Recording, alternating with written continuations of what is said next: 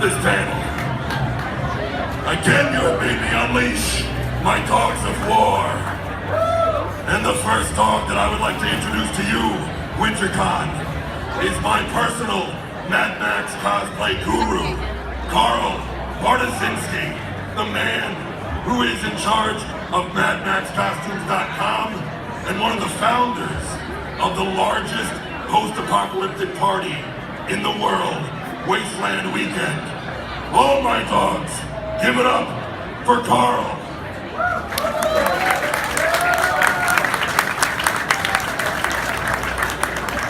Thank you guys, it's really great to be here. What an amazing panel we have for you today. And what an amazing reunion we have for you today. It's been 35 years since the making of Mad Max 2: The Road Warrior. And it's also been about 35 years since some of these guys have seen each other. So this is a really amazing thing here today. There have been 4 films in the franchise: Mad Max, Mad Max 2: The Road Warrior, Mad Max Beyond Thunderdome, and of course Fury Road, which came out last year. I still have to say that as awesome as Fury Road was, I still think Mad Max 2: The Road Warrior is still my favorite film of them all. Right? It's just such a classic. It's a post-apocalyptic Western samurai film. It was back in the days when you didn't see a lot of visual effects in films. Everything was done in camera. It's just a very, very classic, wonderful film. So, I'm going to begin introducing the actors we have here today. They flew from all over the place: Los Angeles, Australia, the UK. I myself flew from Los Angeles just for this, to be here for this. It's very historic. All right, so our first actor, introducing Vernon George Wells, who played Wes in Mad Max 2: The Road Warrior.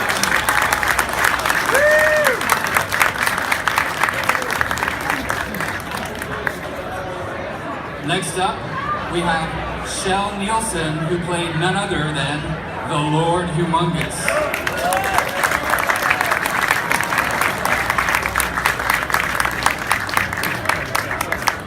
Next is Emil Minty. You might not recognize him, but he was the feral child in the film. He was only 8 years old at the time. Next, we have the beautiful Virginia Hay, the warrior woman.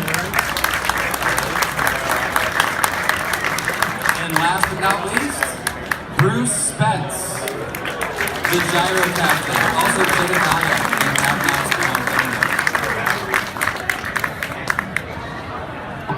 So the way this is going to work, we're going to ask a few questions, and then later on we're going to open it up for questions out in the audience. So think about what you want to ask these guys. I think the first question we're going to ask is, if you guys are all ready. It's been 35 years. What do you all think about what the movie has become over the last 35 years? And what do you think about all the fandom and all of the celebration of the film? Personally, I think you're all bloody insane. Seriously. I think it's amazing. I don't know about the rest of them, but when we made this film, we thought it was going to be a wonderful little film. Nobody, I think in their wildest imagination, thought that it would become the phenomenon that it became. And it's funny because it works in 2 ways. To be in a film like Mad Max, like Road Warrior, is an amazing experience. It's an amazing thing to be involved in. The other problem is it becomes this big millstone around your neck that everybody expects that's the only thing you can do. So it's very difficult as an actor for a while to get a job because people are looking at you as Wes, which the only time I'm Wes is on the freeway in Los Angeles. Then I'm very much Wes. But the fans, I adore them. It's really cool to come to shows like this where you get to talk to all you people, find out what you think about us, what you think about the film. And that is really the good thing about it, because without you, we don't have a job. So we owe you a debt of thanks, and you guys keep buying our fucking movies or we're going to come down and get your asses. He's absolutely right, my man. Same thing with me. I jumped on the train last year, and I thought the train stopped a long time ago, and here I am in New York, never been here before. A fantastic experience. I didn't think that's going to happen. Then we start to do the movie, right? And thank you guys to come and see me, because as I said, right, you must be fucking insane, right? Because to have my autograph after 35 years, right, I can't almost see what I write in. But thank you. Thank you all.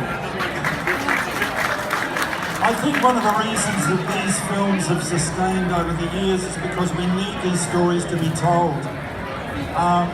Anybody who's read Joseph Campbell, The Hero with 1,000 Faces, that's the synthesis of all mythological stories that go back to the Greeks and the Romans and so on. And these films are based on that. And we need these stories to be told, just like the Star Wars movies, just like the Lord of the Rings films. These are all stories based on those great mythological stories that have kept people alive. We have a psychological need for these kind of stories, a philosophical background, the moral stories that go through them. And I think that's why we're still here today, because we need them.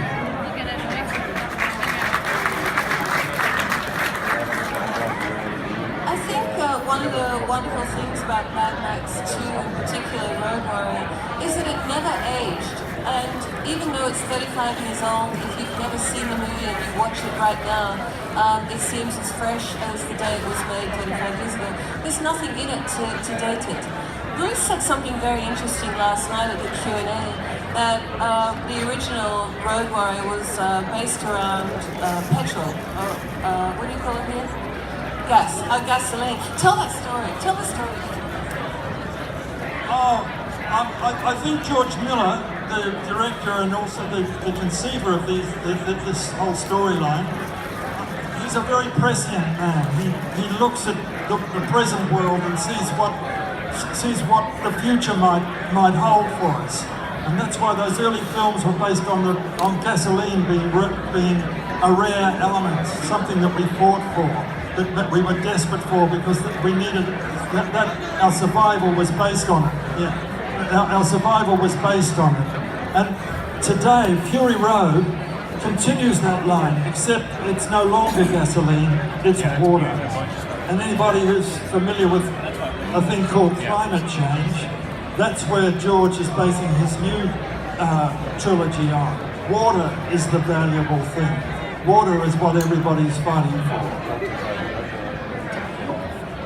I just wanted to add on the first initial question about the fans and how you guys are still here, and I want to thank you guys as well. I was an evil character, and I can't believe that when I was 8 years old, that even today, 35 years on, you guys would be here and showing up and getting my autograph. And I think it's pretty amazing. It's quite humbling. Great to see. I had a little kid here come up and get my autograph. His name's Alex, if you're out there. And he was just looking at me like, wow. And I said, I signed an action figure for him, and I said to him, who's that? And he said, it's you. And I said, no, I thought it was you. And he was just gazing at me, and I think that's amazing. So a new generation of, I don't even think he's seen the film. I think his dad's going to show him later on. But that's amazing to see that it's still living on. So yeah, glad to be here. Thanks, guys. We really love your support. We love you as our fans, and we really appreciate the fact that you still love the trilogy. All of the 4 Mad Max movies rock, in my opinion, and I'm a huge fan too. And so from one fan to another, thank you. Very nice. So I'm curious, at what point in time was there a specific thing, a specific incident that made any of you realize this was no longer just a movie, this was something bigger. This was a whole new genre being opened up, and you were a part of that. I can tell you that, because when somebody phoned me up from Sweden when I was living in Australia, and when they had an interview with me and told me how big it was in Sweden, and when I read in the magazines over in Sweden, I was the best actor ever, and I couldn't understand the peanuts, right? And I still don't, because I wasn't. But at least I wrote it down, right? Just printed. And I wrote magazines, right? It was Men's Magazine, right? And that wrote up in 100,000 copies, and it went on 2 days, right? So it was extreme, right? And the movie was so popular over there, so you couldn't believe it, right? But I didn't know, because I was working on my dream.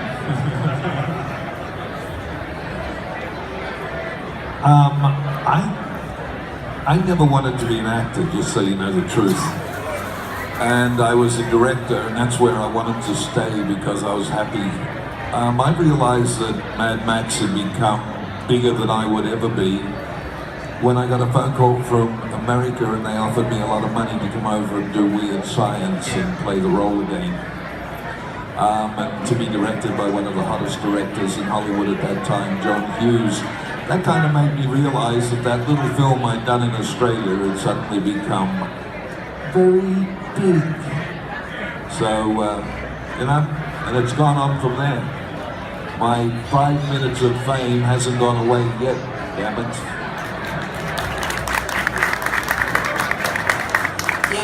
Yeah, I probably realised it a little bit later. About 15 years ago, I went to, we had a reunion back in Broken Hill. It was done by guys, Back to the Max was the reunion. And it was that, when we went back to Broken Hill and went out to certain areas where the movie was shot, and we watched Mad Max 2 in the cinema where it actually premiered.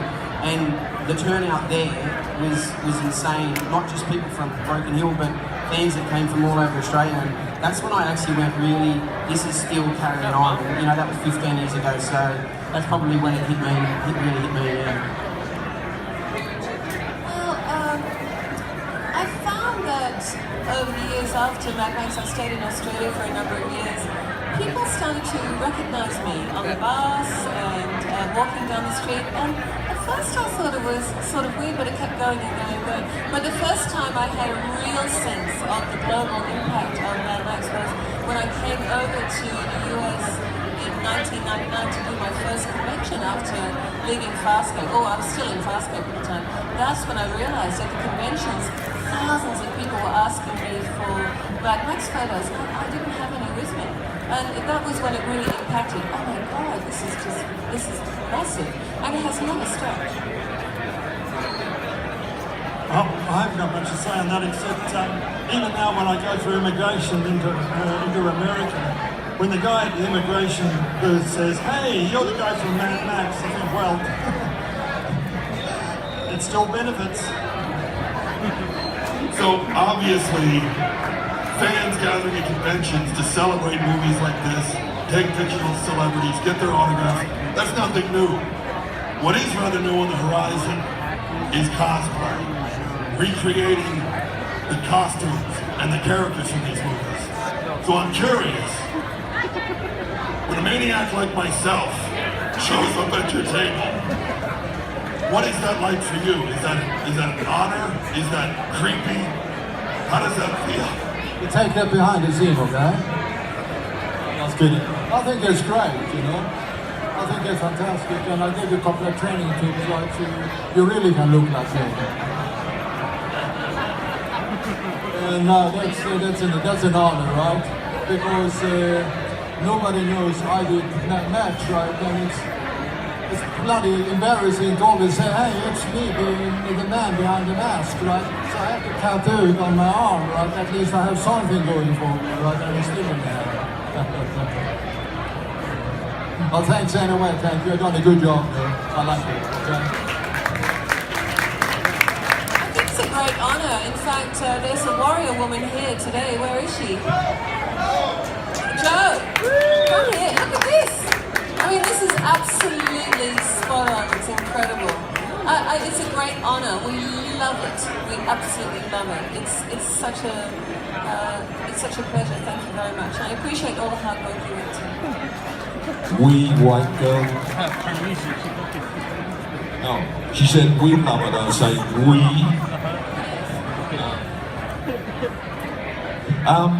I find it really interesting because it's very rare that I see someone that actually wears the full costume that I wore, which means that they've got the ass.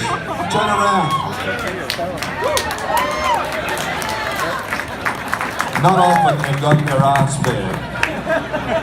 Most people tend to cover it, so, but I think just to have people take the time to make the costume, to wear the costume, is very humbling, because it means that you've affected someone very strongly for them to even want to do that. So I think that is just amazing on their behalf, and you know, it's just very interesting. I think what's even more interesting for me was that I was voted into 5 magazines as one of the top 5 villains of the last 40 years, and I think that is bloody insane.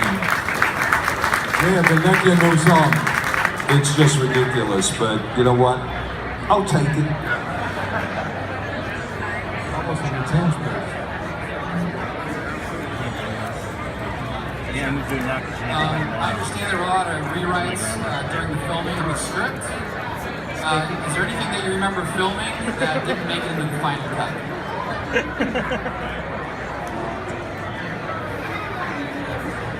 I remember things they put on. They put on a scene when I killed off, what's his name? Papagallo, right? He was supposed to survive. But I was allowed to kill him off, right? So another one by the dust, right? And you see that right hand? I don't think there was a lot of changes made to the script when we were working. They were mostly made before we started. And there was the end, the beginning and the end were different in the original script to the way we shot it. That was basically about it. And then I mean, things on any film change as you're filming simply because situations, sets, whatever. So they have to modify things. That happens a lot, but I don't think there was, I don't know, Bruce, was there any major changes made? There's a small change in the chase. At the beginning of the chase sequence, the gyrocopter pilot, of which that was not me, crashed the gyrocopter. Luckily he survived and he had to race back. He had another sort of half-assembled one back in Sydney and he had to race back and rebuild that one. And it took him about 2 or 3 weeks. And during that 2 or 3 weeks, they still moved on with the chase and shot it. And you'll see there's a little gap where the gyrocopter is not necessarily in the sky, but you'll see there are cutaways to it. So we shot a lot of the cutaways. There's separate shots of the gyrocopter later, but there is that little gap there. You don't notice it, but it's there.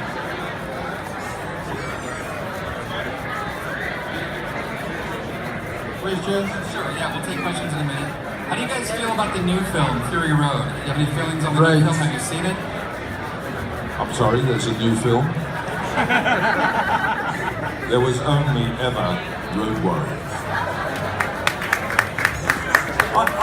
I think the Road Warrior was good, but I really do think it's brilliant, and I admire George for rebooting the whole series and going into another trilogy. I think there is a freshness about it. I think the fact that he's recast so many of those characters sort of consolidates that freshness. And as I said earlier on, in the previous movies, gasoline was the great product that everybody was fighting over. And this time it's water. If you recognise the environment during that whole chase sequence, they're looking for is it the green country or the green land or whatever it is? And they don't find it because it's all dried up. And that's his preoccupation right now is climate. As a spectacle, it was probably the most amazing film ever shot. The costuming, the vehicles, the whole setup of that film was brilliant. It was George Miller to a T. Nobody can duplicate anything that George does. He does it way too well. To go in and watch, it was mind-blowing. I only have one question. how many lactating women does it take to fill a semi-trailer with milk?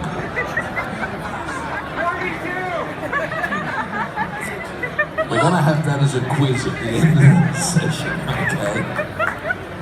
I think it was, suddenly, I'm only guessing, but it must have been somewhat challenging for George to, after so many years, after 30 years, to reboot it.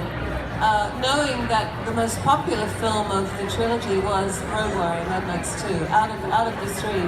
So of course, if he's going to begin, again, where does he begin? Does he honor Mad Max 2? Does he take it from 3? Does he invent a whole new beginning to it? And I think he did it justice. I think he did it very thoughtfully, carefully, and brilliantly, and brought it into the modern era now. I think it was absolutely extraordinary.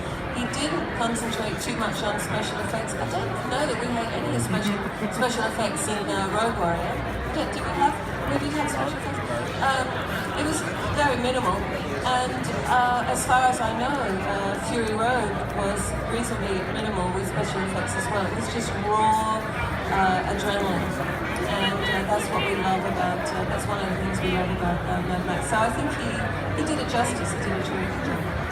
But for me, Road Warrior is number one, right? It's like you can only paint Mona Lisa once, right? After that it becomes a copy. Remember, all these films are from the mind of George Miller, and without him we wouldn't be up here. I mean, the great thing about filmmaking, it's a collaborative act. Without the director, without the Norma Morrisseau, who's now passed on, bless her heart, who designed all the costumes, without Terry Hayes, the man who wrote the script, along with Byron Kennedy, who has also passed on, the partner of the George Miller franchise. Without those folk on the other side of the camera, we wouldn't be up here, and we owe them that. Yeah, just ending that on Fury Road. I went to the premiere in Sydney, and I remember coming out, and I rang my mate who's building an interceptor for me, and he said, what was it like? And I said, mate, it was like watching a 2-hour trailer. It was just action-packed from start to finish, in your face. And I did an interview the next day on Sydney radio, and I said I've got to watch it again to actually fully comprehend really what happened. Mind-blowing film, and just brilliant. Yeah. Great, thanks. I've got one more question, but for anyone in the audience who has a question, go ahead and line up by this gentleman right here in the yellow shirt, and then we'll take your question after I go. All right, this question is actually for Bruce. In Mad Max 2, you played the Gyro Captain, and in Mad Max Beyond Thunderdome, you played Jedediah. And there are a lot of similarities and parallels between those characters, but according to George Miller, apparently those are two separate characters.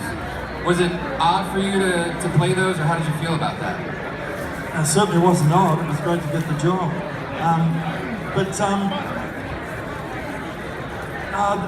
That's the way he presented it to me, that they were separate roles. And I was hoping to create something different, but I guess I am me, and the way and also the Road Warrior was so stamped in people's minds. I guess when they saw my performance in Mad Max 3, they just kept thinking of the gyrocopter part. But I treated them both quite differently. All right, thank you. All right, we'll start with some audience questions. We touched on the impact Mad Max has had and like what we're doing now, but to take that a step further, you may have heard of a certain event called Wasteland Weekend, where fans literally gather in the desert, no phones, no lights, no motor cars, in a literal celebration of the Mad Max world. Would you like to comment on that amount of madness, craziness, and that amount of dedication from the fans?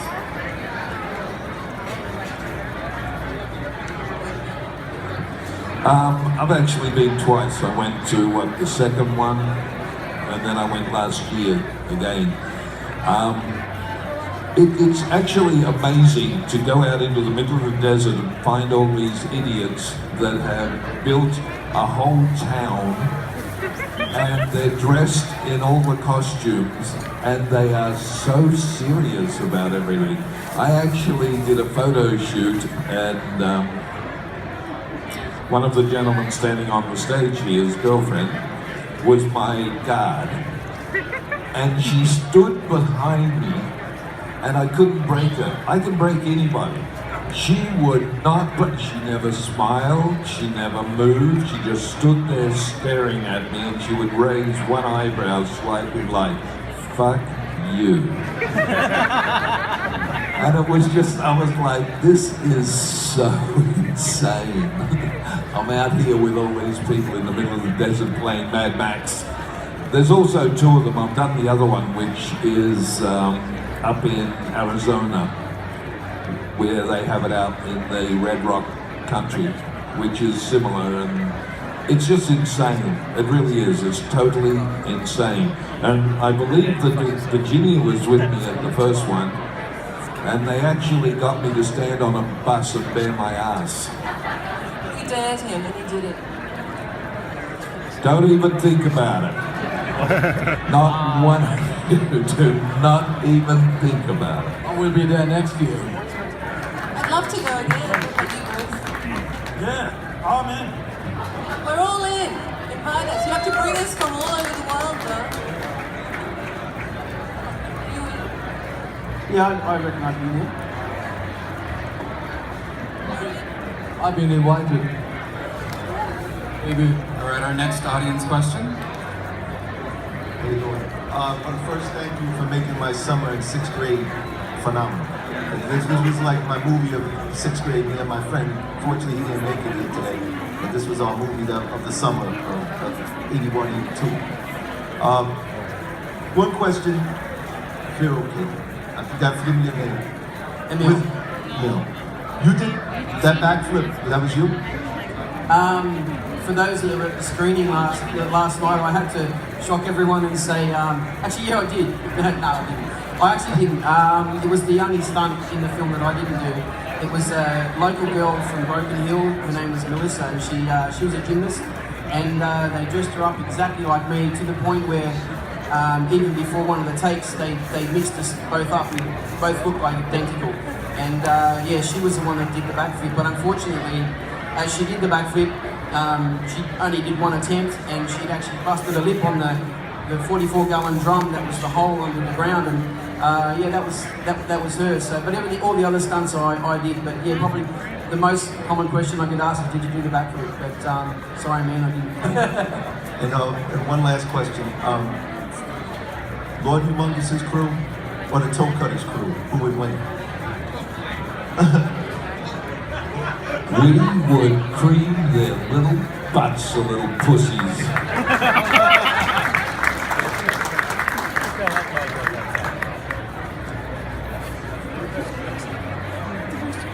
Hello. Like you have said before, we graciously thank you for giving us your presence after 35 years. I was born in 1996, so I did not get to see the second Mad Max or the first or the third, but I did get to see Fury Road, which I thought was phenomenal, and like you said, George Miller, his brilliant mind, did rejuvenate the series. Also with Fury Road, it also sparked controversy, as people said Furiosa was more dominant of a character than Mad Max himself, which people took offense to. What is your personal stance on that subject? All of us? Yes. Well, that was that person's private opinion. That's actually not my opinion. My personal opinion is that she did an incredible job, and she showed a marvelous strength. George was an innovator. There was one, as far as my character is concerned, there was only one other warrior that existed on film, as far as I know, and that was Sigourney Weaver in Aliens. And then and then I was the next warrior on film. And there's been several since then, but he took took that to a whole other level with Charlize Theron. I think it was magnificent. I loved what she did. I loved that she had power.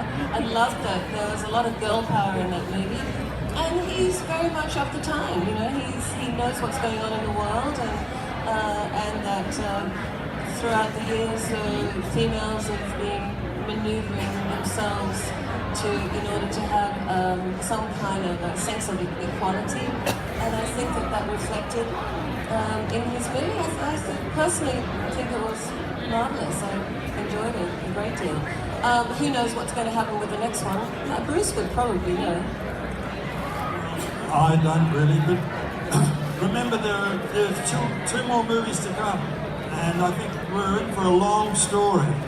If you've got the first episode of, say, Lord of the Rings, or many of these other great franchises, you might very well be misled with what was to follow.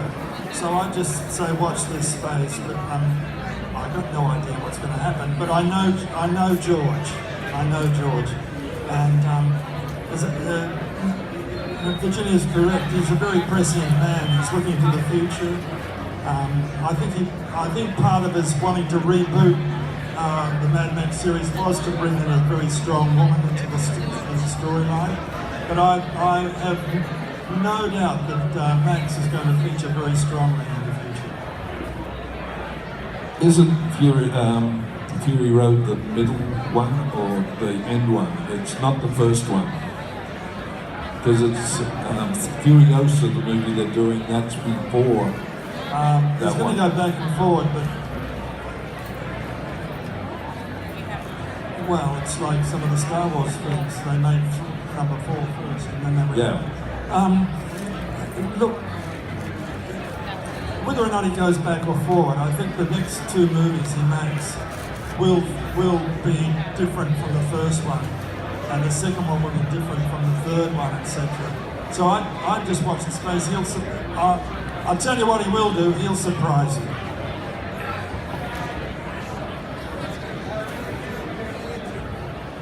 Anyone else? Any more audience questions? Oh, come on, get your butts up and ask a question. You're not that lazy. All right, here comes another one. I just want to know, like, after you guys got dressed up to do the movie, did you guys look at yourselves and say, what type of movie is doing the movie? I mean, did you realize, like, wow, I'm getting my head shaved, mohawk, and all this, like, type of clothes that they're wearing, and just went, wow, this is just crazy. Actually, my head was shaved a month before we started doing the film. Because my head had to get used to the sun, because you get awfully sunburnt once you take your hair off.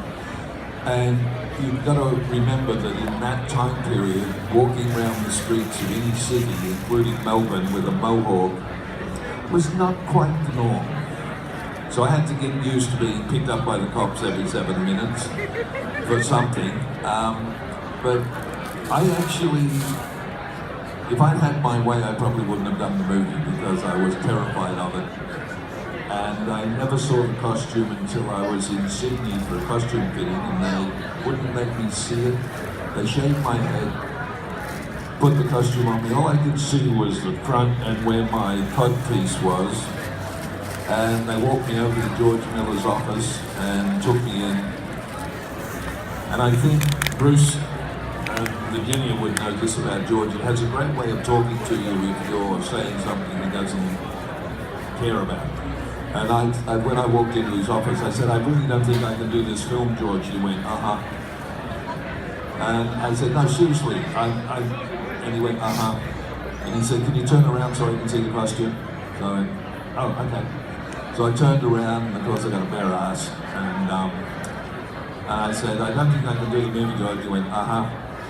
And he said, turn back. And as I turned back, there's a full-length mirror on the wall, and all I saw was this character in the full-length mirror, and it scared the living shit out of me. And he went, that'll work. For me, it was a little easier, because I was a bodybuilder, and I like to show my body. And to walk around without clothing in front of all those people, it's great. What an ego trip, huh? Can you imagine?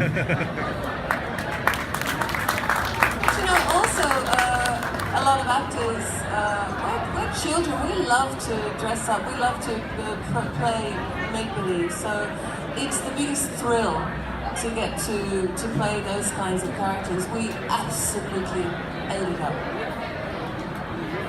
No, he's got nothing to say. No comment. Yeah, as far as my costume goes, look, I didn't really put it on and then look at myself and go, this is sort of crazy. But what I did do is I got straight into character because I said last night, I was quite feral as a kid anyway, as an 8-year-old. I was pretty wild, so my costume suited me perfectly, except it was freezing cold.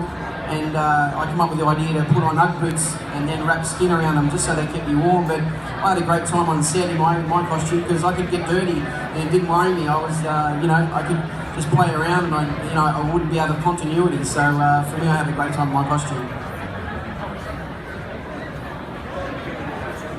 Yeah, good question. I wanted to know, did you get a chance to get the prop of the boomerang? Yeah, look, there were 3 boomerangs made for the film. There was the one that you saw me throw, and after I killed this guy's boyfriend, the blood all over it, and you see me show it off to Mel. That was the sort of pretty much polished one.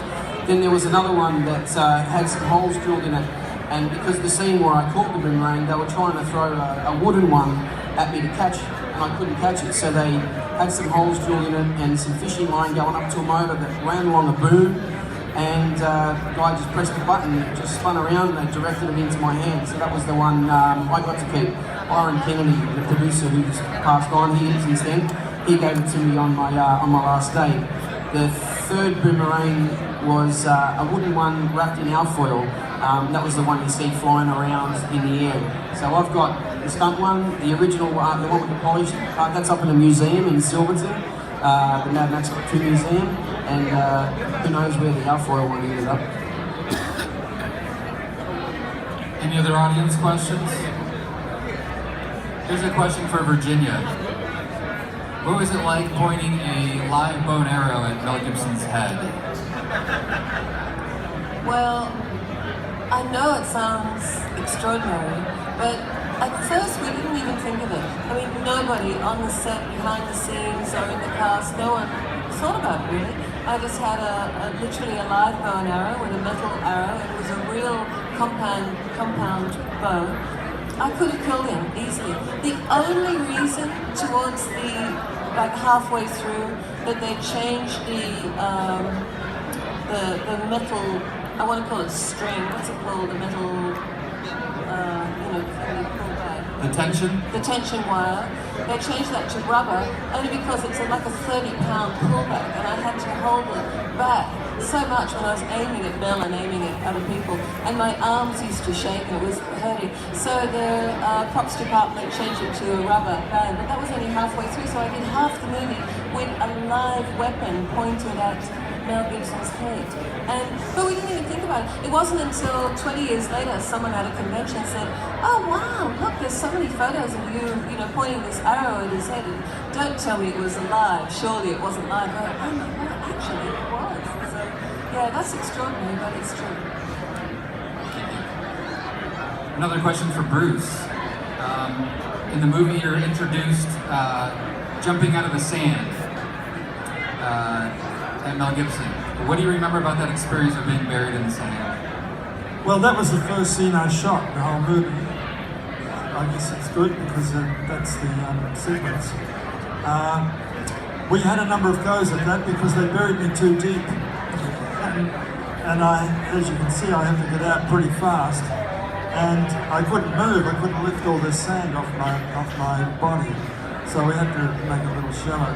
And I had one of those, what do they call it, those scuba little plastic breathing apparatus to breathe under the sand. It was great, except also on the first one I couldn't hear action. Because the sound, when you're buried in sand, you can't hear much. But, and they undercranked the camera, so another special effect, so it looks like I'm coming out pretty fast. But George had all that in mind. I couldn't figure out how he was going to make this look so spectacular, and he did. And I was really overwhelmed by it when I saw it all come together. It really works superbly. But You had the best costume of us all. sorry? You had the best costume of us all, right? It didn't matter how cold it was in the morning. When I saw you in those yellow long johns and those pink shoes, right? Oh, it kept me warm. I tell you, I was freezing. I was freezing. This is winter up there in the desert country, and anyone who's been in the desert in the middle of winter, it's cold. It hasn't been that cold for 120 years, they told me, right? And I stand there without clothing on, right? And everybody said, wasn't that nice in the desert, sun, hot, everything like that. -1.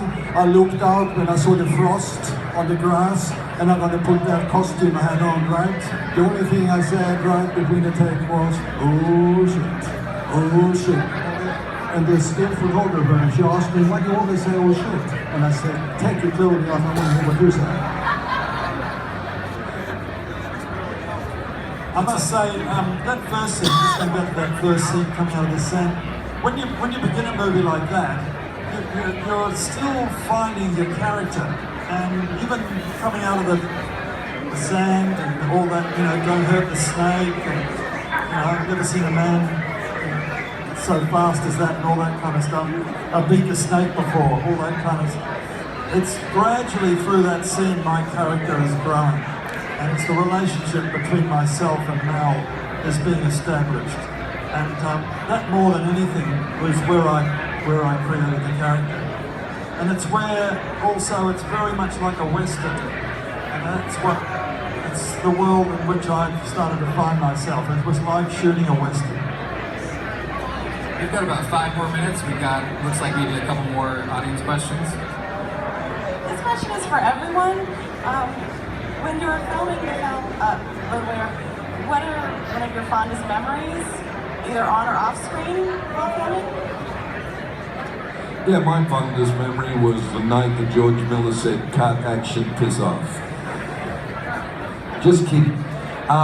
My fondest memory was of Mel Gibson, believe it or not. He turned up in my motel room in a tatty old bathrobe, wearing a pair of bunny slippers, because his phone didn't work and he wanted to ring his wife who'd just given birth to his first child.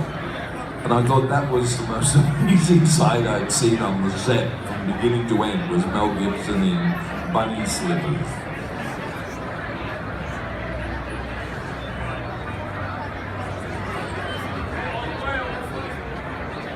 I have so many.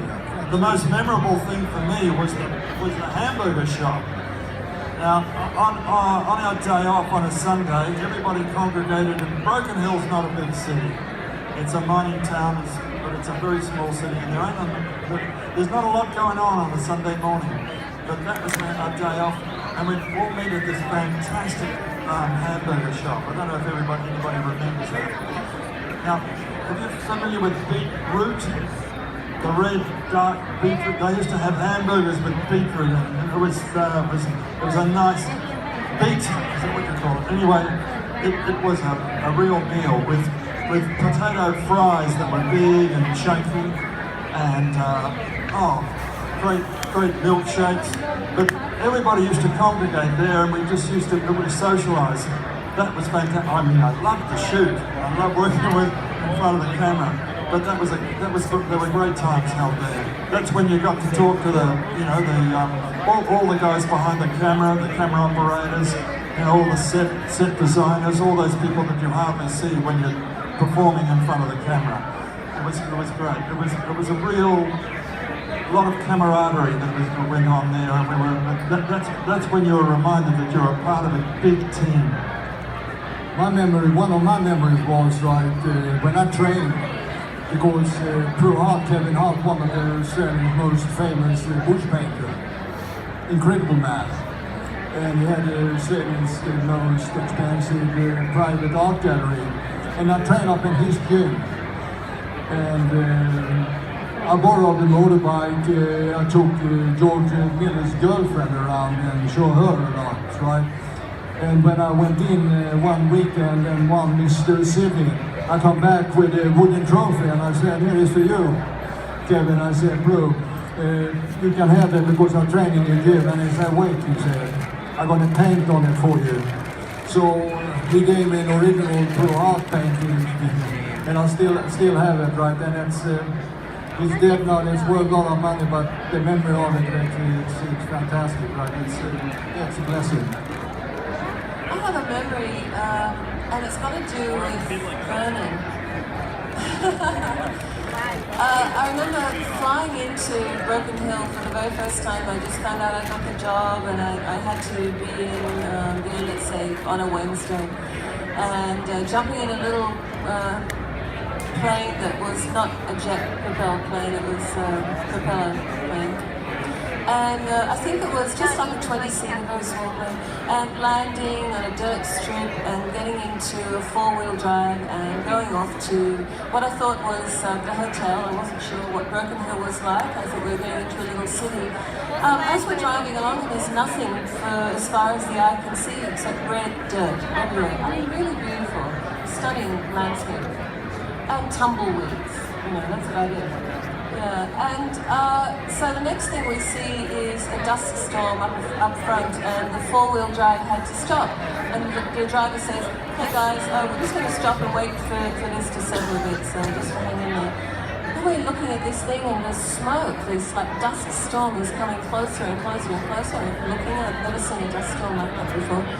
And suddenly I saw a figure in this dust storm, and we're still sitting in the car, backing towards us and bending over and walking backwards. Suddenly I see this bare butt. I'm thinking, what kind of a town is this? This is incredible. We're in the middle of nowhere, and I'm seeing this guy in leather chaps with bare butt. Then I see a mohawk.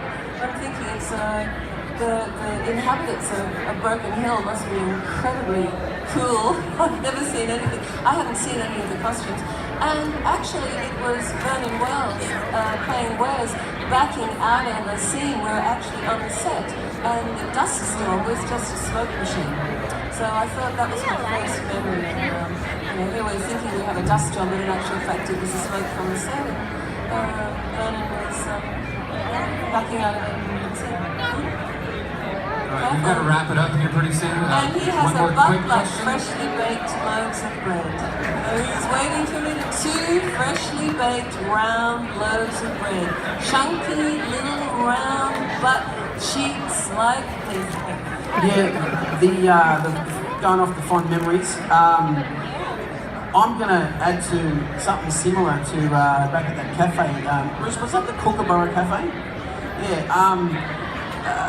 This is the day that we're doing the scene. We're on the back of the truck, and the masked marauder, the bear called Marauder, he's on the back of the truck, and I'm hitting him with the shotgun and biting his arm. That was Guy Norris, the stuntman. Now previously he'd broken his leg, so he was in plaster when he did that stunt where he hits the buggy and flies over. So we're doing that scene on that truck.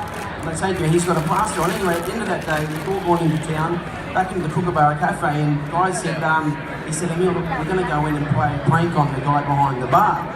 And he said, "Just follow my lead." So we go in and we walk in there and we order, a smoothie, and he starts an argument with me, and he starts yelling at me and starts grabbing me, gets me in a headlock and starts hitting me into the bar, my head into the bar. But he's using his plaster cast. Now the guy behind the bar started freaking out. He's going, "Leave the kid alone, leave him alone." And we both burst into laughter, and that was a great prank. And that's one of the memories that sticks out in my head. Can I just say one thing? I think the one thing that we're all forgetting is that sitting on this stage is one reason why that film was so successful. 35 years later, most of us haven't seen each other for that long. Every one of us is sitting here, we're like old friends, we all love each other, and that's what the movie was about, and that's why it's so bloody good. It's right here. Awesome. Okay, we got to wrap this up. Just to finish this off, if you would just right in your face when you saw all the guys, right? I get the tears in my eyes. I got soft like a clown. If you would humor us, it would mean a lot to us, I think, if you could just recite a couple of words from the film from your character. You can run, but you can't hide.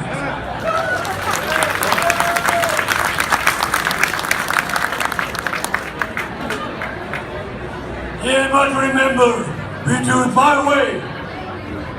Fear is my ally. Well, that didn't have many lines, so I guess it's